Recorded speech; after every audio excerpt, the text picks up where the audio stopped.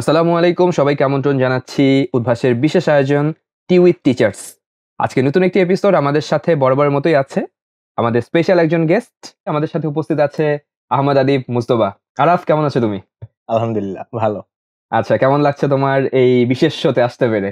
খুবই ভালো লাগতেছে। একটু নার্ভাস মনে হচ্ছে তোমাকে? একটু কিছুটা। আমার বড় ভাইরা এই হট সিটে বসে গেছে, অলরেডি এক ছোট ভাইও বসে গেছিল, এখন আমি এখানে এসে বসছি। একটু এক্সাইটেড, একটু নার্ভাস। নার্ভাসনেসটা কিসের জন্য? কিছু গোপন কোনো রহস্য বা সিক্রেট আছে যেটা ফাঁস হয়ে যেতে পারে আজকে, এমন কিছু? আপনি তো উদ্ভাসের বড় ভাই, আপনার কাছে তো কোনো কিছুই লুকানোর নাই। আপনি যদি দয়া করে এগুলো একটু ট্যাকেল দিয়ে রাখেন। তার মানে বোঝা গেল, সুপ্রিয় দর্শক মন্ডলী, আমরা আর কালক্ষেপণ না করে সরাসরি আমাদের মূল আয়োজনে চলে যেতে চাই। আপনারা জানেন আমাদের এই অনুষ্ঠানটি 3টি সেগমেন্টে বিভক্ত। প্রথম সেগমেন্টটাকে আমরা বলি get to know your teacher.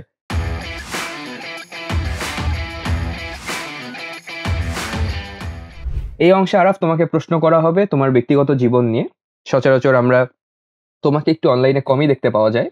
সাধারণত আমরা দেখতে পাই তোমাকে হচ্ছে অফলাইন ক্লাসগুলোতে, বিভিন্ন ব্রাঞ্চগুলোতে বেশি। তো যেসব তোমার ফিজিক্যাল ক্লাসের স্টুডেন্ট যারা এখানে উপস্থিত আছে, তারা হয়তো তোমাকে একজন শিক্ষক হিসেবে চিনে, কিন্তু ব্যক্তি জীবনের আরাফ মানে তার থেকে ঠিক কতটুকু আলাদা, নাকি কতটুকু তার সাথে মিল আছে, সেটাই জানবো। বেশ কিছু প্রশ্ন করবো তোমাকে এই রাউন্ডটাতে। তো প্রথম প্রশ্ন, তোমার উদ্ভাসের জার্নিটা এখানে কবে থেকে বা কিভাবে শুরু হলো, এবং এখন তুমি কতটা এনজয় করছো, নাকি তোমার একদম মনে হচ্ছে যে না, উদ্ভাস জীবনের শেষ পর্যায়ে চলে আসছো? না, উদ্ভাসের জার্নিটা সবসময় অ্যাকচুয়ালি এনজয়েবল। আমার জার্নি প্রথম শুরু হয়েছিল 2019 সালে। আমার মনে আছে ওই সময়কার অ্যাডমিশন সিজনে মোটামুটি একটু শেষ দিক থেকেই। সো এরপরে আবার কন্টিনিউ হতে থাকলো এবং এখন এসে মানে নিজেকে বেশ ম্যাচিউরড মনে হচ্ছে এই জায়গাটায়, এবং আরো বেশি এনজয় করছি। আগে যতটা ছিল, কিছুটা ভয় ছিল, কিছুটা কনফিউশন ছিল নিজের মাঝে, নিজেকে আরো ডেভেলপ করার জায়গা খুঁজে পেয়েছি, রেগুলার সেটা করে যাচ্ছি। এখন সেটা আরো বেশি এনজয়েবল মনে হচ্ছে। গ্রেট। তো ব্যক্তি জীবনের যে আরাফ এবং ক্লাসরুমে আমরা সামনে যে আরাফকে দেখতে পাই, দুইটা আরাফের ভেতরে ঠিক তফাৎ কতটুকু? শারীরিকভাবে তো কোনো তফাৎ নাই, বোঝাই যাচ্ছে, মানে মানসিকভাবে বা ইন্টেলেকচুয়ালি তফাৎ ঠিক কতটুকু? একটু তফাৎ অ্যাকচুয়ালি আছে। আমি অ্যাকচুয়ালি কিছুটা মানে ইন্ট্রোভার্ট সরাসরি বলবো না, একটু নীরবতা বা নির্জনতা পছন্দ করি বেশি। তো দেখা যায় ক্লাসে তো অনেক স্টুডেন্টদের সাথে ইন্টারেক্ট করতে হয়, তাদের সাথে খুব লাইভলি থাকতে হয়, তাদের সাথে ইন্টারেক্ট করতে হয়। বাট ব্যক্তি জীবনে কিছুটা নীরবতা বা কিছুটা হচ্ছে মানে হই হল্লা একটু অ্যাভয়েড করে চলা মানুষ আমি। তো একটুখানি কিছুটা মানে ডিফারেন্স থাকেই। ডিফারেন্স থাকে একটুটা, ঠিক কতখানি? আপনি অনেক ঝাপসার উপরে চলে যাচ্ছেন, যে একটু স্পেসিফিক করে বললে ভালো হতো, যে আমার এই বৈশিষ্ট্যটা যেটা ব্যক্তি জীবনে আছে কিন্তু ক্লাসরুমে গেলে দেখতে পাওয়া যায় না।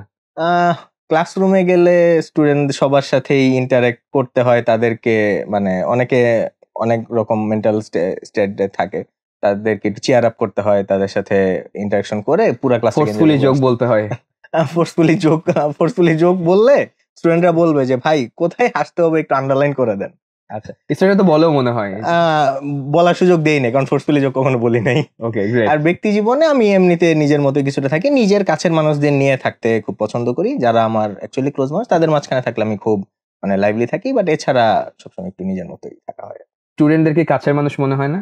অবশ্যই স্টুডেন্টরা সবসময় কাছের মানুষ। ক্লাসে ঢোকার ঠিক আগ মুহূর্তটা একটু নার্ভাসনেস থাকে, বা তাদেরকে কিভাবে কাছের মানুষ বানিয়ে নেব সেটা চিন্তা করতে থাকি, এবং ক্লাস শেষে তাদেরকেই সবচেয়ে বেশি আপন মনে হয়, এটা সবসময়। এবং প্রত্যেক ক্লাস শেষ হওয়ার পরই আমি অ্যাকচুয়ালি তাদেরকে মিস করি, যে তাদের সাথে একটা ভালো সময় কাটছে, এবং মনে হয় যে আরেকবার তাদের কাছে আসতে পারলে হয়তো আরেকটু বেশি ভালো লাগতো। এই প্রশ্ন থেকেই যে প্রত্যেকটা ক্লাস সেই যে মনে হয় যে একটু মিস করতেছি বা একটু খালি খালি লাগতেছে, এমন কোনো ঘটনা, যে সব স্টুডেন্টই তো ক্লোজ বা সব ক্লাসই তো মনে রাখার মতো, বাট তারপরও কোনো স্টুডেন্টের ঘটনা বা কোনো ক্লাসের ঘটনা বা কোনো ব্রাঞ্চে যাওয়ার জার্নি পিক করতে পারবা, যেটা এখনো মাঝে মধ্যে চোখ বন্ধ করলে ভেসে ওঠে, বা মাঝে মধ্যে মনে পড়লে মজা লাগে, মজার কোনো স্মৃতি? এরকম বলতে গেলে উদ্ভাসের ক্লাস নিতে যাওয়ার যে জার্নি গুলা, এগুলো অ্যাকচুয়ালি খুব মজাদার। তো আমার রিসেন্টলি এরকম হয়েছিল, অ্যাকচুয়ালি গত বছর আমি এসএসসি মডেল টেস্টে ক্লাস নিতে গিয়েছিলাম পঞ্চগড়। ওই সময় প্রচন্ড শীত, এই জানুয়ারি মাসেই পঞ্চগড়ে জার্নি, এবং টেম্পারেচার মোটামুটি 10-এর কাছাকাছি। যে ঢাকা থেকে ওখানে যে আমার মানে একদমই বেশ অবস্থা, খুব শীতে কাঁপাকাঁপি অবস্থা। বাট এর মধ্যেও ক্লাসে নিয়েছি স্টুডেন্টদের খুব ভালোভাবে, তাদের সাথেও খুব ভালো ইন্টারাকশন হয়েছে, এবং সেখান থেকে জার্নি করে আমাকে আবার যেতে হয়েছিল গাইবান্ধায়। মোটামুটি 4.5 থেকে 5 ঘন্টার জার্নি, অলমোস্ট রাত 11:30টায় যে সেখানে পৌঁছাতে হয়েছিল। এবং এই টায়ার্ডনেস বা সবকিছু এই মানে প্রতিকূল পরিবেশে জার্নির পরেও পরের দিন আবার স্টুডেন্টদের সাথে সেই যে একই রকমের ইন্টারাকশন বা স্টুডেন্টদের সাথে মানে ভালো একটা সময় কাটানো, এই জিনিসগুলো মাঝে মাঝে মনে পড়লে বেশ ভালোই লাগে, যে খুব অ্যাডভেঞ্চারাস একটা জার্নি ছিল। ওকে, এখান থেকে আবার একটু ব্যক্তিগত জীবনে চলে যাবো একদম, যে আরাফ তোমার স্কুল জীবন, কলেজ জীবন, ইউনিভার্সিটির জীবন সবচেয়ে মনে রাখার মতো জার্নি কোনটা ছিল? স্কুল, কলেজ নাকি ইউনিভার্সিটি? সবগুলোই আমার কাছে বেশ মনে রাখার মতো। এবং তাহলে তোমার কাছে একটু তোমার স্কুল জীবনের কথা জানতে চাই। স্কুল জীবনে তুমি ঠিক কেমন ছিলে? শান্তশিষ্ট ভদ্র ছেলে নাকি খুব ডানপিটে চঞ্চল, বা কেমন ছিলে, বা পড়াশোনা কেমন ছিলে তুমি? না, স্কুল জীবনে আমি অনেকটা ডানপিটে ছিলাম আসলে, এবং স্কুলের ফ্রেন্ডদের সাথে খুব ভালো ভালো সময় কেটেছে এবং এখনো তাদের সাথে আমার বেশিরভাগ সময় কাটে। স্কুলে অনেক ধরনের এরকম অ্যাডভেঞ্চারাস জার্নি আছে আমার। স্কুল পালানোর মতো কোনো ঘটনা? আর না, স্কুল কখনো পালাই নাই। ও একদম, তাহলে আদর্শ ছাত্রের যত বৈশিষ্ট্য থাকা দরকার সবই তোমার ভেতর আছে, মাশাআল্লাহ। পুরোপুরি আদর্শ ছাত্রও না, আবার একেবারে বেশি বেয়ারা যে সেটাও না। মোটামুটি পড়াশোনাটা ঠিক রেখে বাকি যেরকম মানে করা যায়, এনজয় করা যায়, সেই কাজগুলোই করছি মূলত। ওকে, গ্রেট। সো তোমার কাছ থেকে আমার মানে সর্বশেষ মানে এই রাউন্ডে জানার যে বিষয়টা, সেটা সোফার উদ্ভাসের সাথে তোমার যে জার্নিটা, এই জার্নির ভেতরে তোমার কাছে উদ্ভাসের কোন সার্ভিসটা সবচেয়ে বেশি ইউনিক মনে হয়েছে, যেটা তোমার কোনো স্টুডেন্টের পার্সপেক্টিভে না, তুমি টিচার হিসেবেই সবসময় মানে অবাক হয়ে যাও যে এডুকেশনাল প্ল্যাটফর্মও এমন ভাবে চিন্তা করতে পারে, এমন কোন একটা ফিচার যদি আমাদেরকে বলতে। এক্ষেত্রে আমি সবসময় কিউএনএ সার্ভিসটার কথা বলি, কারণ আমি সবসময় অ্যামেজড হই এটা দেখে যে কিউএনএ সার্ভিসে সবসময় টিচার একটা ফুল প্যানেলই আছে, তারা 24 ঘন্টা সেখানে অ্যাক্টিভ থাকে। স্টুডেন্ট যে কোনো সময় প্রশ্ন করলে সেখানে তারা অ্যান্সার পেয়ে যাচ্ছে, এবং সেখানে প্রতিনিয়ত যাই প্রশ্ন করা হচ্ছে সবগুলো স্টোর থাকতেছে। তো গুগল সার্চের মতো এখানেও সার্চ রেজাল্টেই অনেক সময় অ্যান্সারগুলো চলে আসে। আমি মাঝে মাঝে চেক করি বিষয়গুলো, এবং আমার কাছে এটা আসলেই খুব ভালো লাগে, এবং স্টুডেন্টদেরকে আমি এনকারেজ করি এই বিষয়টা আরো ভালোভাবে গ্র্যাব করার জন্য আরকি। চমৎকার। তো এর মধ্যে দিয়ে আমাদের প্রথম যে round get to know your teacher সেটা শেষ হলো, এবার চলে যাচ্ছে আমাদের সবচেয়ে এক্সাইটিং রাউন্ড, র্যাপিড ফায়ারে।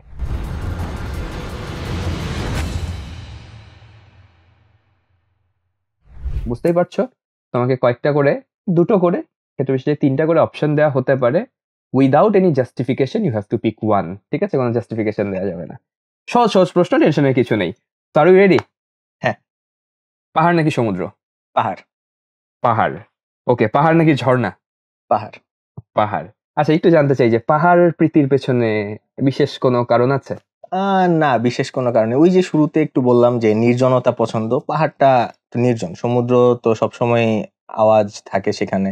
গর্জন আছে সমুদ্রের। সেটার বিউটিটা তাইলে একরকম। যে মানুষের নির্জনতা এত পছন্দ, তার মানে একটা ক্লাসরুমে ক্লাস নেওয়াটা কিভাবে প্যাশন হতে পারে? মানে এটা কি একটু কন্ট্রাডিক্টরি হয়ে গেল না? একটু কন্ট্রাডিক্টরি, বাট এই জিনিসটাও ভাল লাগে যে যেই জিনিসটা আমি জানি, যে যেই সাবজেক্টেই পড়াই এই বিষয়টা জানি। তো এই জিনিসটা অন্যদের সাথে শেয়ার করতেও ভাল লাগে। মূলত প্যাশনের জায়গাটা আসলে শেয়ার করার জিনিসটা থেকে, যে আমি একটা বিষয় জানি, ওইটা আরো অনেককে জানাচ্ছি, এবং সেখান থেকে তার যে কিউরিওসিটিটা জাগে, সেটাকে আমি যে আরো ডেভেলপ করতে পারি বা তার জানার আগ্রহটাকে আমি আরো বাড়াতে পারি, এটা আমার খুব ভালো লাগে আসলে। গ্রেট। তুমি তো উদ্ভাসে সাধারণ জ্ঞানের শিক্ষক, কিন্তু মাঝখানে তুমি বাংলা ক্লাস তো নিয়েছো। শুরুর দিকে তোমার বাংলার সাথেও তোমার জার্নিটা লম্বা ছিল। তো যদি 2টা সাবজেক্টের ভিতরে একটা পিক করতে হয়, যে বাংলা পড়াতে ভালো লাগে নাকি জিকে পড়াতে ভালো লাগে? এটা তো খুবই টাফ প্রশ্ন। অ্যাকচুয়ালি দুইটাই ভাল লাগে। না, একটা বলতেই হবে। এরকম করলে কেমনে হবে? আহ পিক যদি করতে হয়, জিকে। জিকে। ওকে, আমরা আবার জিকে পড়াই আবার বেশ কয়েকটা গ্রুপকে। ভার্সিটি স্টুডেন্টদেরকে পড়াই, আবার মেডিকেল স্টুডেন্টদেরকে পড়াই। কাদেরকে পড়াতে বেশি ভালো লাগে, মেডিকেল নাকি ভার্সিটি? সবাইকে ভালো লাগে, না কারণ না, যে পড়ানোর কন্টেন্ট তো সেম। content সবাইকে same। যেহেতু সেম জিনিস ডেলিভার করতেছি, আমার এটা এখানে কোনো difference নেই। ভেদাভেদ নাই। হ্যাঁ, আচ্ছা, জিকের ভেতরে বাংলাদেশ অংশ নাকি আন্তর্জাতিক অংশ? বাংলাদেশ অংশ। কেন আন্তর্জাতিক কঠিন লাগে একটু? না, আন্তর্জাতিক কঠিন লাগে না, বাট বাংলাদেশটা নিয়ে, নিজের দেশটা নিয়ে, নিজের দেশের বিভিন্ন বিষয়াদি নিয়ে স্টুডেন্টদেরকে জানাতে, তাদের আগ্রহটা মেটাতে এবং তাদেরকে আরো বেশি জানতে উৎসাহী করাতে আমার খুব ভালো লাগে। ভালো লাগে। ওকে, চমৎকার। এর পরবর্তী প্রশ্ন, আমাদের সিনিয়র টিচারদের ভেতর থেকে দুজনের নাম দেওয়া হবে, একজনকে পিক করতে হবে। হ্যাঁ, তো কাউসার ভাই এবং পলাশ ভাই। দুজনই আমার মেন্টর, দুজনই আমার গুরু। এখানে পিক করার কোনো জায়গাই নেই। তাও পার্সোনালিটি ওয়াইজ দুইজনকে 2টা কারণে পিক করতে হবে। কাউসার ভাইকে ঠিক কি কারণে পিক করবা, আর পলাশ ভাইকে ঠিক কি কারণে পিক করবা? এটা বলা যায়, কাউসার ভাই হচ্ছে ওই যে, যেহেতু শুরুতে বলা হলো বাংলাতে পড়াইছি, এবং কাউসার ভাই অনেকদিন আমাদের জিকে গ্রুমিংও নিয়েছেন। সো আমার এই যে শেখাটা এবং টিচিং এর এই যে মানে ক্লাসে যে স্টুডেন্টদের পড়ানোর বিষয়টা কলা কৌশল এগুলা কাউসার ভাইয়ের কাছ থেকে সরাসরি শেখা, একদম হ্যান্ডস অন, বলা যায় আমি কাউসার ভাইয়ের শিষ্য। তো এটার জন্য গুরু সবসময় গুরুর জায়গায়, তো কাউসার ভাই সবসময় এখানে। আর পলাশ ভাই অ্যাজ এ পার্সোনালিটি তিনি খুবই তার রেজিলিয়েন্স অনেক বেশি তিনি, এবং তার কাজের ব্যাপারে তিনি খুব প্যাশনেট। তো তার এই জায়গাটা আমার কাছে অ্যাকচুয়ালি খুব ভালো লাগে। ওকে, চমৎকার। খাবারের বিষয়ে আসি, দেখেই বোঝা যাচ্ছে, আবার পার্সোনালি আমরা যারা তোমাকে চিনি আমরা জানি তুমি বেশ ভোজন রসিক। খাবারের ক্ষেত্রে প্রিয় জিনিস কোনটা, খিচুড়ি নাকি কাচ্চি? কাচ্চি। কাচ্চি প্রিয় জিনিস। ওকে, এবার একটু তুমি আরামপ্রিয় মানুষ সেটাও কম বেশি আমরা জানি, তোমার জন্য কোনটা বেশি প্রিয়, ঘুমানো নাকি খাওয়া? এটা তো টাফ হয়ে গেল, দুইটাই তো ভালো লাগে, খেয়ে দিয়ে ঘুমাইতে ভালো লাগে। ওকে, এটা ছিল র্যাপিড ফায়ারের লাস্ট প্রশ্ন। দর্শক মন্ডলী, এর মধ্যে দিয়ে র্যাপিড ফায়ারও আমরা শেষ পর্যায়ে চলে এসেছি। এবার চলে যাচ্ছে আমাদের লাস্ট সেগমেন্ট, রিউমার স্ক্যান।